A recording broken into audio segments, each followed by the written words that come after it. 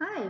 Today we are reading chapter 13, Thanks but No Thanks, of Humphrey, The World According to Humphrey.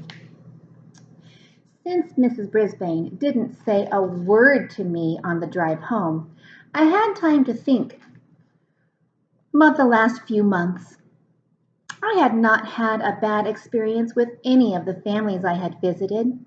In fact, they had all been gracious and welcoming, except Miranda's dog Clem, but I knew how to handle him. In return, I'd lent them a helping paw here and there. After all, you can learn a lot about yourself by getting to know another species. I was overdue for trouble, and I was likely to get it at Brisbane's House of Horrors. That's how I pictured her home, decorated with skeletons and bats and scary jack-o'-lanterns all year long. I was shivering at the picture I had in mind when Mrs. Brisbane actually spoke. "Humphrey, I need you like I need a hole in the head," she complained. "The same to you," I squeaked back rudely, knowing she wouldn't understand. "I don't know what Bert's going to say about you, but whatever it is, it won't be pleasant. Nothing he says is pleasant lately," she continued. "Bert? Who's Bert?" Then I realized it must be her husband, the one who's sick. Well, I was certainly not looking forward to meeting him based on what I'd just heard. "It won't be much of a Thanksgiving," she said. "We don't have much to be thankful for this year. But I'll try." Good for you," I squeaked. She almost smiled. "Thanks for the support." The Brisbane house was yellow with white shutters and lots of big trees. Colored leaves covered the front yard. "And on top of everything else, I have to rake," Mrs. Brisbane said through gritted teeth. Here, like that. Inside, the house was surprisingly cozy. Not a skeleton or bat in sight. Lots of pretty pictures on the walls and some big yellow flowers in a vase on the table. "Bert, I'm home," Mrs. Brisbane called out. A few seconds later, an old man rolled into the room in a wheelchair. His gray hair was uncombed and stuck out in places it shouldn't. His chin was covered in gray stubble, and he wore very wrinkled tan pajamas. His expression was so sour, he looked as if he'd just drunk a glass of vinegar. Mrs. Brisbane set my cage on the low coffee table. "We have a guest for the weekend." I could tell she was trying to sound cheery. "His name is Humphrey." Mr. Brisbane sneered. "This is unacceptable. For the little pay you get, that school can't force you to spend your weekend babysitting a rat." I bit my tongue to keep from saying something unsqueakably bad. "They're not forcing me," argued Mrs. Brisbane. "It's just that no one else could do it.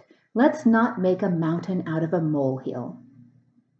Pardon me, but I resented being called a molehill almost as much as being called a rat. Mrs. Brisbane quickly changed the subject. "I thought you were going to get dressed today." "Why should I? I'm not going to see anybody," Bert Brisbane growled, "except you and the rat." He's pretty grumpy. Mrs. Brisbane got up and walked out of the room without saying another word. Boy, nobody in room 26 could get away with talking to Miss Brisbane like that. I wished I could send her husband to Principal Morales' office right now. Everything was real quiet around the house for a while. Mrs. Brisbane changed her clothes to jeans and moved my cage onto a card table in the corner of the living room. Then she sat down and read the Guide to the Care and Feeding of Hamsters and the chart my classmates kept on me. "Looks like your friends have been taking good care of you," she said. "Very, very, very good," I squeaked. She fed me and gave me clean water, and then she and Mr. Brisbane ate dinner in some other room while they watched TV.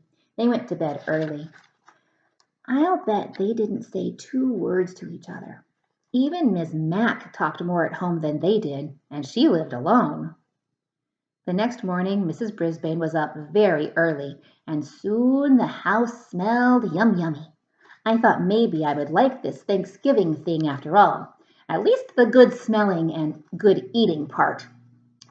What I didn't like about Thanksgiving was Mr. Brisbane. While Mrs. Brisbane was clattering pots and clinking pans and making things smell good, he sat in his wheelchair in the living room and frowned. No, I know a better vocabulary word. Scowled. A big frown. After a while, he called into the kitchen, "Sue, why don't you stop all the cooking and just sit down for a minute?" Mrs. Brisbane popped her head out the door and said it wouldn't be Thanksgiving without turkey and all the trimmings. Then Mr. Brisbane said he didn't have anything to be thankful for. Mrs. Brisbane went back in the kitchen and banged around some pots and pans again. That sour expression on the old man's face was starting to get to me, so I decided to take a little spin on my wheel. I really got that thing going at high speed. I was going so fast, I couldn't even see whether Mr. Brisbane was smiling or frowning. Finally, Mrs. Brisbane came into the room to sit down. "Would you look at that, Sue?" her husband asked. "He does that all the time," she said. "Just spinning his wheels like me, stuck in a cage and nowhere to go." Mr. Brisbane's voice was so grim, I stopped spinning. "Whew, I was a little dizzy." "You're wrong, Bert," said Mrs. Brisbane. "Humphrey's not stuck. He goes everywhere. Every weekend he goes to another house. He eats different foods. He gets out of the cage and runs through mazes. He runs and jumps and climbs. You're the one spinning your wheels and going nowhere. You're stuck in a cage, but it's a cage you made." Well, you could have knocked me over with a feather when I heard Mrs. Brisbane talk that way. Mr. Brisbane was surprised too. "Do you think I wanted that car to hit me? Do you think that was my choice?" he asked. "Oh, so it was a car accident." "Of course not, Bert. I'm so grateful you lived through it. That's the point. You're alive, but you sure don't act like it." With that, Mrs. Brisbane got up and went back into the kitchen. Meanwhile, Mr. Brisbane scowled and frowned and glared at me. Finally, Mrs. Brisbane put the food on the dining room table. I watched them eating their dinner from my spot on the table in the living room. They ate, but they didn't say much. "The food is delicious," Mr. Brisbane finally said. That's the nicest thing I'd heard him say so far. "Thank you," Mrs. Brisbane replied. There was silence for a while. Then Mr. Brisbane said, "Just think. Last year, after Thanksgiving dinner, Jason and I threw the football around the backyard. Now I'm stuck here and Jason is in Tokyo." "Let's call him Bert," his wife said. "It's too early there. We'll have to call him later."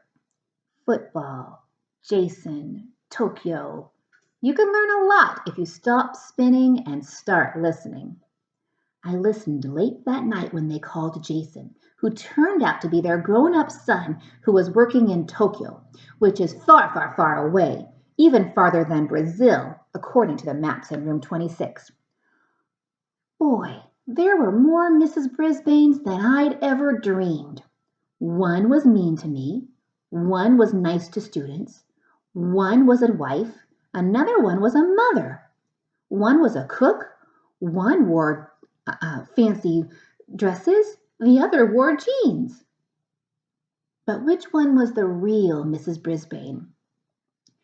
That night, as they headed out of the living room and toward the bedroom, I heard Mrs. Brisbane, the wife, say, "I know you think I was being hard on you, Bert, but it really is time for you to think about what you're going to do with the rest of your life."